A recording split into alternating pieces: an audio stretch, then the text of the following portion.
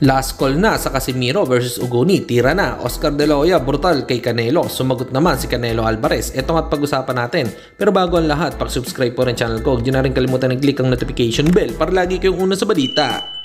Kanalaban ang aasahan, balita sa mga pambato na isasalang, pasabog na video, lahat yan nandito. Nino Cruz TV ang iyong paborito. Pag-usapan nga po natin mga kaboxing, CEO ng Golden Boy Promotion na si Oscar De La Hoya, tinira nga nito si Jermel Charlo at Canelo Alvarez. Sinabihan pang boring ang naging laban ng dalawa.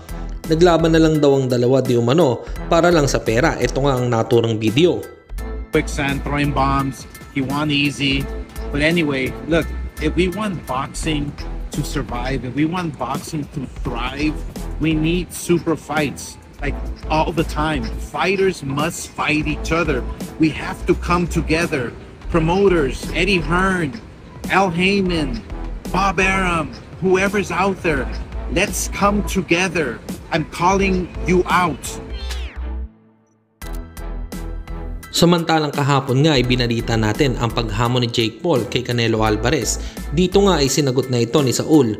Ayon sa kanya, tinatanggap na niya ang hamon ni Jake Paul. Pero hindi pa daw sa ngayon dahil may iba pa daw siyang hinahabol sa karera at gumawa pa ng legasiya sa mundo ng pagbaboxing. Pero di daw niya alam, baka mamaya.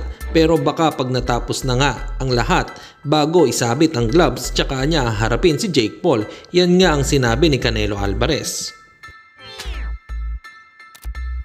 At sa kabilang balita naman tayo mga kaboxing, sa binahagi naman ni Rob Zumi para sa laban ni Casimiro versus Ugoni ay sinabi nga nito na last call, last 500 slots for pre-seat mga kababayan dito sa Japan na gustong sumuporta sa mga kababayan nating boxer sa October 12 sa Ariake Arena. Pakishare po ang post nito, puntahan nyo po direkta sa FB account para makita ang full details. Hanggang dito na lang muna ang ating balita. Dito na lang ang aking boxing news report. Babu!